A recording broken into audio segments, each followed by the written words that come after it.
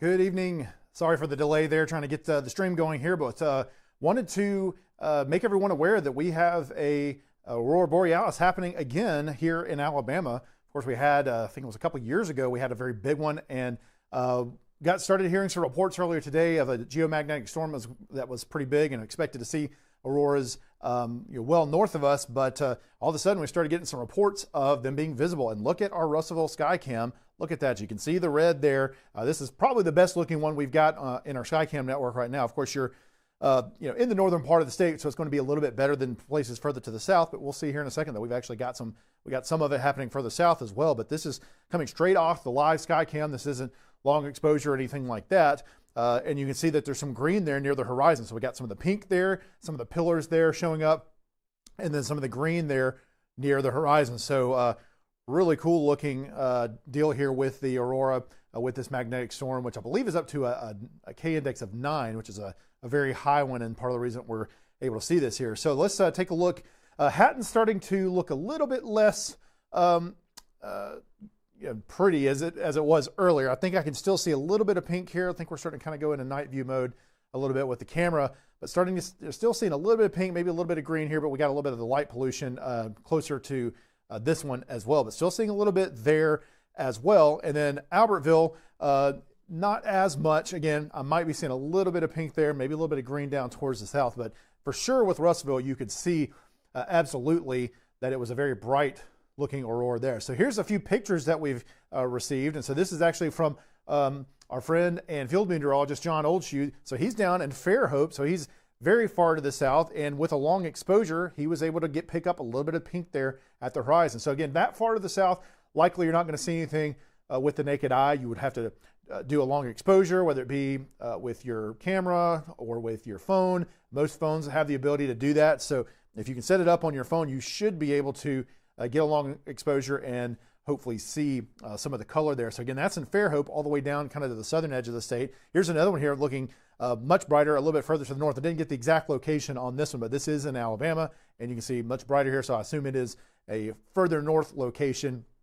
And we do know where this one is. This one's from Ashley Slayton, one of our sky watchers in Anniston, and you can see here that you've got some nice pink there along the horizon, and not seeing as much green as we saw there in the Russellville camera, but beautiful look there at the Aurora. So just wanted to give everyone, I may see if we can get back to the Russellville camera here. Yeah, there it is.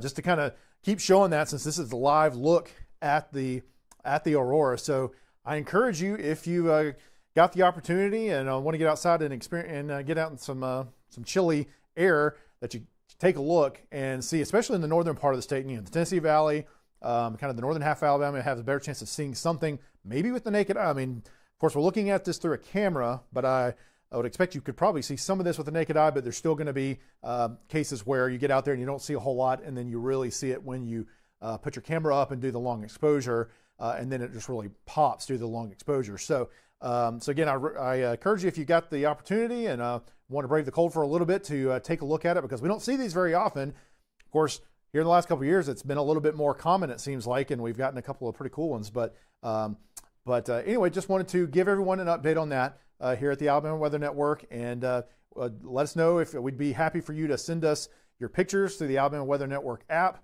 through all of our social channels. Please send those along. Of course, we've got our sky watchers who send us the pictures as well, but we definitely would love to see those reports and those pictures so that we can share those later on. So again, I'm Drew McCombs, and I appreciate you watching us here on the Alabama Weather Network. Live, statewide, 24/7. It's the Alabama Weather Network.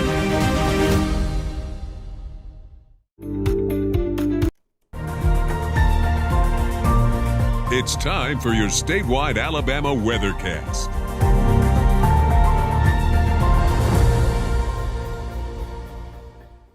Let's begin the update tonight with some Skycam views across the great state of Alabama. This is our Skycam in Huntsville, Montesano Mountain. One thing that stands out there, the low dew point. The dew point is 17. That represents some very dry air in place, which means we have no chance of rain anytime soon. Good to see the 50s today. And the weather headline is a warming trend. We'll see highs in the 70s here later this week. A big bounce back from the frigid start we had this morning.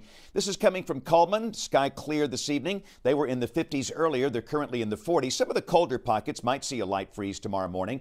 This is the Skycam coming from Galleria Tower in Hoover, just south of Birmingham. Again, that low dew point of 18. This is coming from the campus of the University of Alabama. This is the Skycam on the north end zone of Bryant-Denny Stadium. They got a football game